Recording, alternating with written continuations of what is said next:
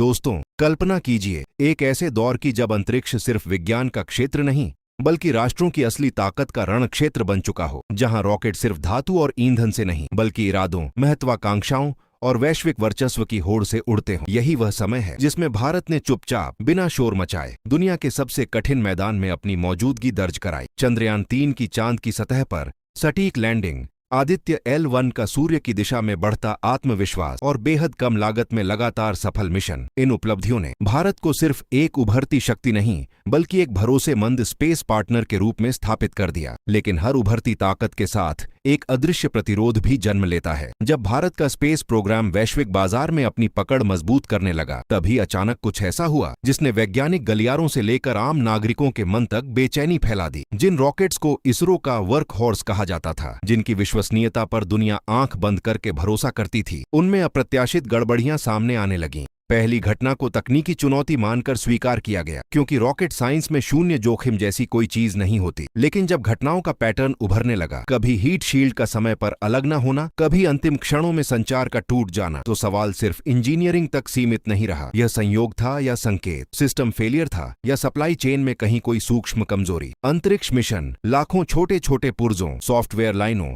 और समन्वित प्रक्रियाओं का जटिल संगम होते हैं। उनमें से किसी एक बिंदु पर आई असामान्यता पूरे अभियान को प्रभावित कर सकती है। ऐसे में जांच का दायरा स्वाभाविक रूप से व्यापक होता है। डिजिटल नेटवर्क की सुरक्षा, कंपोनेंट क्वालिटी एश्योरेंस, परीक्षण प्रोटोकॉल और मानवीय प्रक्रियाएं, सबकी परत दर परत समीक्षा की जाती है। यही वह चरण था जब यह स्पष्ट हुआ कि अंतरिक्ष कार्यक्रम अब सिर्फ वैज्ञानिक उपलब्धि नहीं बल्कि राष्ट्रीय रणनीतिक अवसंरचना का हिस्सा है। वैश्विक स्पेस इकोनॉमी तेजी से बढ़ रही है। छोटे उपग्रहों की मांग, कम लागत वाले लॉन्च और गहरे अंतरिक्ष अभियानों ने प्रतिस्पर्धा को और तीखा बना दिया है। ऐसे परिदृश्य में किसी भी देश के लिए अपने सिस्टम को तकनीकी रूप से मजबूत रखने के साथ साथ सुरक्षा की दृष्टि से अभेद्य बनाना अनिवार्य हो जाता है। इसीलिए संबंधित एजेंसियों और नेतृत्व स्तर पर उच्च स्तरीय समीक्षा बैठकों का दौर शुरू हुआ। उद्देश्य था तथ्यों के आधार पर स्थिति को समझना, प्रक्रियाओं को और कठोर बनाना और यह सुनिश्चित करना कि भविष्य के मिशन पहले से भी अधिक सुरक्षित हों। इस पूरे घटनाक्रम ने एक बड़ा सबक दिया। अंतरिक्ष में सफलता सिर्फ लॉन्च पैड पर तय नहीं होती,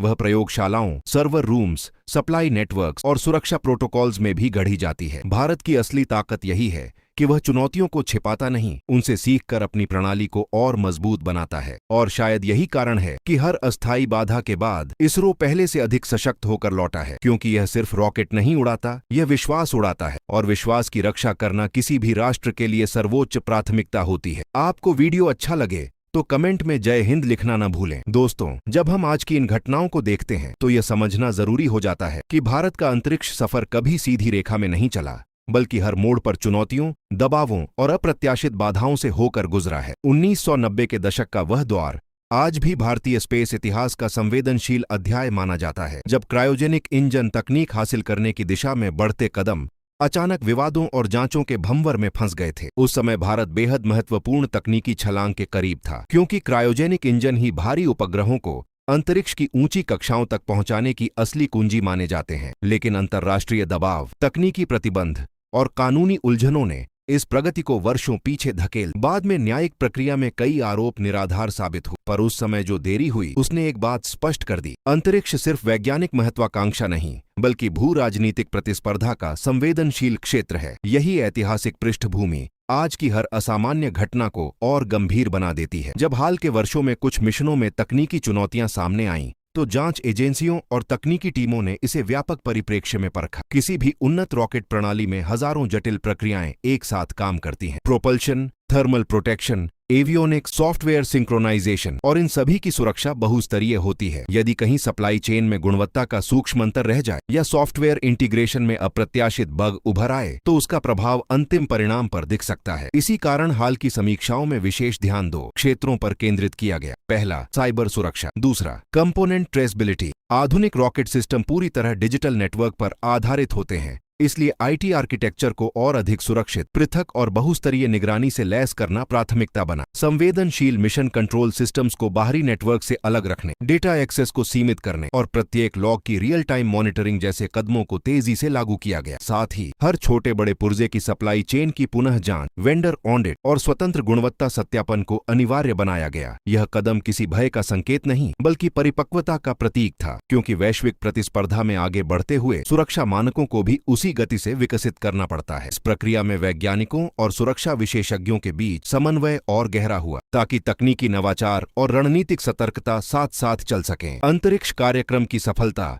अब केवल लॉन्च की सफलता से नहीं बल्कि उसकी समग्र विश्वसनीयता से मापी जाती है। और जब कोई राष्ट्र मानव मिशन जैसे गगनयान की तैयारी कर रहा हो तो सुरक्षा की परतें और भी मजबूत हो जाती हैं। इस पूरे अध्याय ने यह स्पष्ट कर दिया कि भारत अब केवल अंतरिक्ष में पहुंचने की दौड़ नहीं दौड़ रहा, बल्कि वहां टिकाऊ और सुरक्षित उपस्थिति स्थापित करने की दिशा में बढ़ रहा है। हर समीक्षा, हर ऑडिट, हर प्रोटोकॉल अपग्रेड उसी व्यापक रणनीति का हिस्सा है, ताकि भविष्य के मिशन न सिर्फ तकनीकी रूप से सफल हों बल्कि हर संभावित जोखिम के प्रति पहले से अधिक तैयार भी हों। दोस्तों, अब कहानी उस मोड़ पर पहुंचती है जहां चुनौतियां सिर्फ सवाल नहीं उठाती बल्कि एक राष्ट्र की रणनीति को नया आकार देती हैं। हाल की तकनीकी घटनाओं और व्यापक समीक्षाओं के बाद भारत ने जिस दिशा में कदम बढ़ाए हैं वह केवल सुधार नहीं बल्कि एक संरचनात्मक परिवर्तन का संकेत है। अंतरिक्ष कार्यक्रम को अब 3 स्पष्ट स्तंभों पर आगे बढ़ाया जा रहा है: तकनीकी उत्कृष्टता, अभेद्य सुरक्षा और वैश्विक साझेदारी में संतुलित आत्मनिर्भरता। गगनयान जैसे मानव मिशन, पूर्ण प्रयोज्य प्रक्षेपण यान की परीक्षण उड़ानें और अगली पीढ़ी के हेवी लिफ्ट सिस्टम, ये सब केवल परियोजनाएं नहीं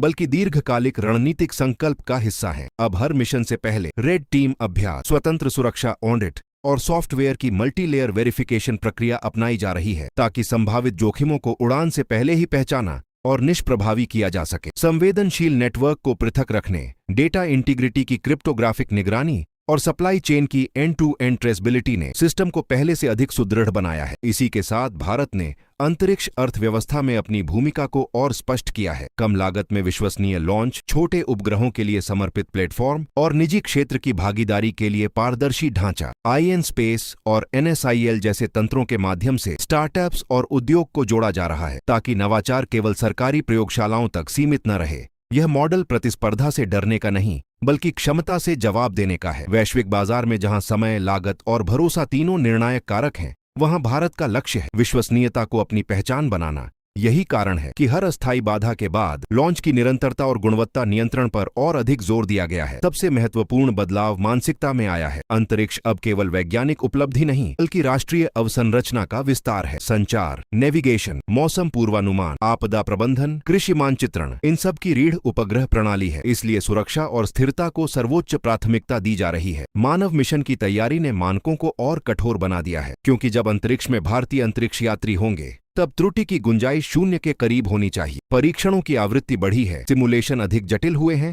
और आकस्मिक परिस्थितियों के लिए वैकल्पिक तंत्र पहले से तैयार रखे जा रहे हैं। वैश्विक स्तर पर भी भारत का दृष्टिकोण संतुलित, जहां सहयोग लाभकारी हो वहां साझेदारी, जहां आत्मनिर्भरता जरूरी हो वहां स्वदेशी विकास। यही संतुलन आने वाले दशक में भारत को स्पेस इकोनॉमी के प्रमुख स्तंभों में शामिल कर सकता है। चुनौतियां समाप्त नहीं हुई हैं, लेकिन उनका सामना करने की तैयारी पहले से कहीं अधिक संगठित और परिपक्व है। और यही किसी भी उभरती शक्ति की असली पहचान होती है। वह बाधाओं से घबराती नहीं, उन्हें अपनी प्रणाली को मजबूत करने का अवसर बनाती है। तो दोस्तों, यह कहानी किसी रहस्य या सनसनी से ज्यादा उस धैर्य और रणनीतिक सोच जिसने भारत के अंतरिक्ष कार्यक्रम को हर परीक्षा के बाद और सशक्त बनाया है। आने वाले वर्षों में जब नए मिशन उड़ान भरेंगे और मानव मिशन इतिहास रचेंगे, तब शायद हमें याद आएगा कि मजबूती की नींव उन्हीं क्षणों में रखी गई थी जब सवाल सबसे कठिन थे। अगर आपको लगता है कि भारत का अंतरिक्ष सफर आने वाले दशक की सबसे बड़ी कहानी बनने वाला है, तो अपनी राय जरूर साझा करें, क्योंकि यह यात्रा केवल वैज्ञानिकों की नहीं, हम सभी की है। आपको वीडियो अच्छा लगे तो वीडियो को लाइक करना न भूलें